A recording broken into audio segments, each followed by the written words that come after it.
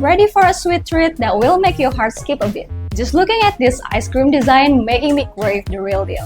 But I'm trading in milk and creamer for paper and scissors instead. It's time to get creative and craft a paper ice cream that's almost too cute to cut out. Almost. With its vibrant colors and adorable details, this project is sure to bring a smile to your face. So let's dive right in! Here's another quick assembly video. At first glance, it might look like you're working with a lot of layers, papers, and colors. But trust me, it's actually much simpler than it seems. The step-by-step guide on our blog makes it easy to follow. And honestly, I managed to finish this on my first try with zero mistakes. So, even if this is your first time making something like this, don't be intimidated. It's very beginner-friendly. The most important thing is making sure each piece is placed exactly where it should be. It gets a little tricky in certain areas, so you want to take your time. For example, when you're working on the ice cream cup area like I'm doing now, placement really matters. If it's even slightly too high or too low, it can throw off the whole balance of the design. So my advice is to double-check alignment before committing with glue. As I mentioned earlier, this project involves working with multiple layers, and I've divided the process into two main sections.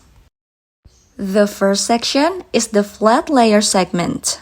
This is where we start building the basic shadowing and foundational structure of the design. You won't need foam board for this part. Flat paper works perfectly.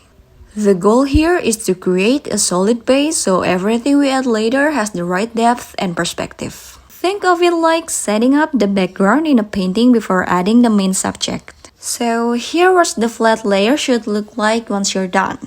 Nice, clean, and ready for the next stage. For the second section, we'll move on to assembling the raised elements using foam board. This is where the magic really happens. You'll be working with two main features: the ice cream with a cone, and the ice cream topped with long wafers. These are the star elements that give the card its 3D effect and really make it pop off the page. When it comes to attaching these raised pieces, a clean and precise assembly is key. I highly recommend using a glue bottle with a precision tip. That way you can apply glue exactly where it's needed without flooding the edges or making a mess, which is especially important when working with thin, delicate surfaces. Any excess glue here can easily seep onto the paper and leave marks, so less is more. I know some crafters prefer using one large piece of foam board in the center to save time, and that's totally fine if you're going for speed. But personally, I like to cut several smaller foam pieces and position them exactly where they are needed. This takes a little longer, but it results in a much cleaner, neater finish. Plus, it gives better support to the more fragile areas. Once the raised ice cream pieces are in place, take a moment to check that everything is secure and aligned. Now, let's move inside the card. I'm adding a simple handwritten message, something that ties perfectly with the ice cream theme, or you can make it more personal depending on who it's for. This is your project, so you have full creative control. It could be a sweet note, a short quote, or even an inside joke if it's for a friend. You could even add a small doodle or border to match the design if you want to take it a step further. I like handwriting it like I'm doing here, because it adds a warm, personal touch and makes the card feel handmade in the best way possible. But if you prefer a cleaner, more polished look, you can cut the letters with your machine or even print them in your favorite font. Either way, this little detail really completes the card, turning it from just a pretty design into something thoughtful, personal, and completely unique to you. Now, let's make the envelope. I've got the pre-cut pieces ready here. And yes, matching designs are included for you. The size fits the card perfectly, but you can resize it smaller or larger if you want. Both SVG files are included, so no matter what size you chose, they'll cut perfectly with your machine. I'm starting by folding along the score lines. Here's a tip: press your folds firmly so the envelope stays sturdy and holds its shape. One of my favorite details about this design is the cone ice cream pattern built right into the envelope. If you connect the shapes visually, it's almost like the envelope becomes the container, and the card inside is the ice cream. It's such a clever little detail, unexpected, and it's instantly ties the whole theme together.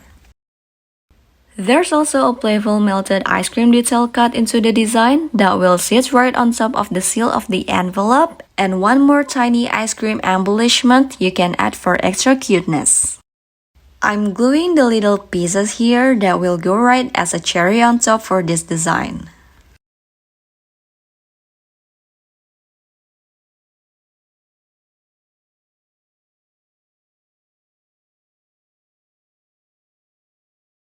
Another foam board to attach. And don't forget to glue the fold we did before.